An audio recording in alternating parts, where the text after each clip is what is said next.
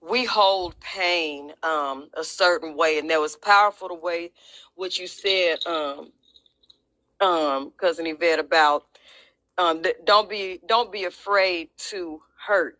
The thing that as women, I think it's easy for us to get stuck in the feeling, in the emotion of hurt, in the emotion of pain, and not realize that we have to go to the source of it.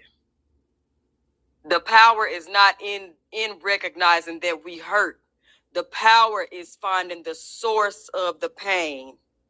It's an opportunity. Pain is an indicator. And I'm talking about emotional pain as well as physical pain. You can, when you're in pain, when you're in physical pain, something has happened or something is happening within your body that you would not know about if you were not feeling that pain. It's the same thing emotionally.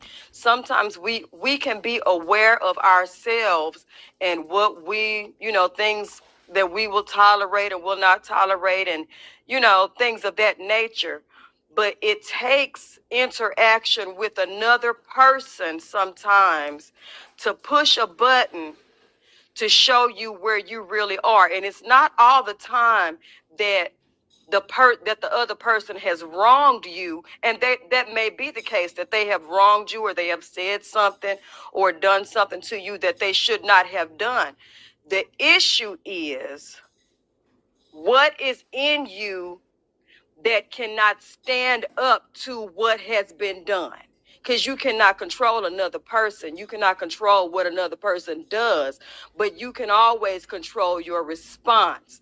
The pain is an indicator to you that there is something that God is highlighting in you that needs to come up. In this life, we're going to always have pain. We're going to always have turmoil. We're going to always have some level of dysfunction around us. Somewhere we're going to always have it.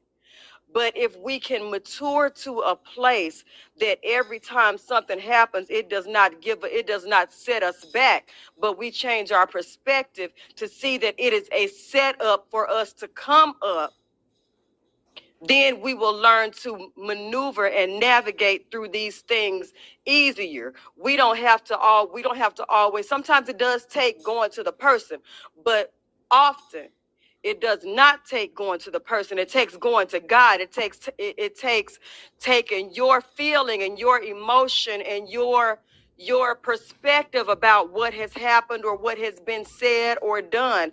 Take that thing to God and let God shine the light back to you. Sometimes when God shines the light back to us, then it eliminates the need to go to the person, because we'll begin to see the grace that God has given us.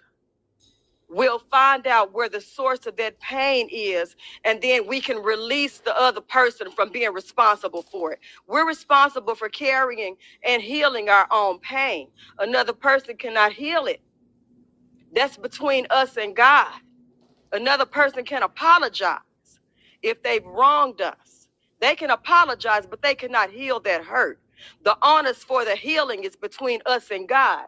And if we are always wanting to react, if we're reactive to pain at all costs, we'll never heal, and we'll always remain in these cycles.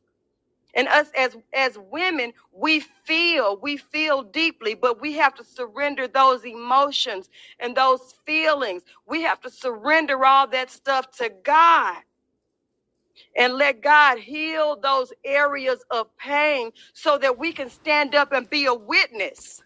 We can stand up and be a witness of his grace, his love, and his mercy that heals all manner of dis-ease.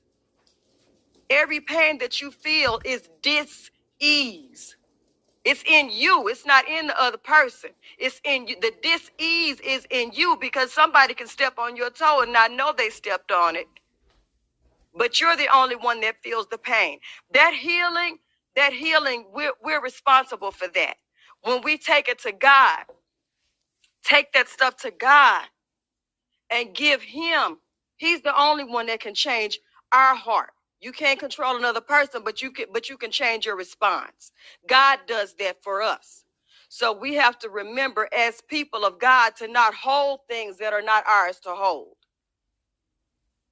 We have to give it to God and let him handle it and give it back. Let him handle it, give it back to us so we can extend it as grace. You take that pain and let God turn it around and you give it back out. But when you give it back out, you don't give it back out as more pain to another person. You turn that pain begins to turn into grace that you extend to another person. And when you give another person grace, they automatically feel loved. Hurt people don't have to hurt people. Hurt people only hurt people when they don't know God.